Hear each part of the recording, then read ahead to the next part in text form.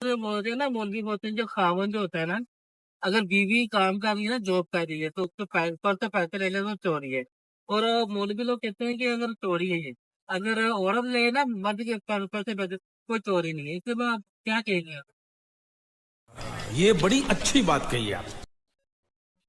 ये तो बेटा इस तरह भी, अगर आपका रिलेशन उनके साथ ठीक है, कि आप उसके पैसे इस्तेमाल कर लेते हैं, वो आपके पैसे इस्तेमाल कर लिए है।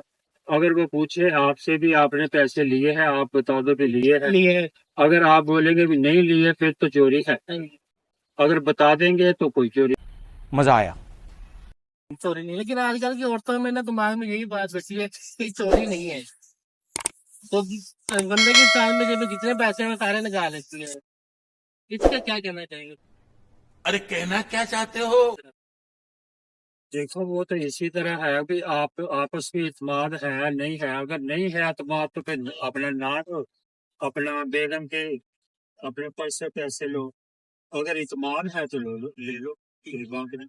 तो एक बार करना ना, जब रखे बच्ची, और वही वो औरत निकाले तो फिर क्या करेंगे फिर?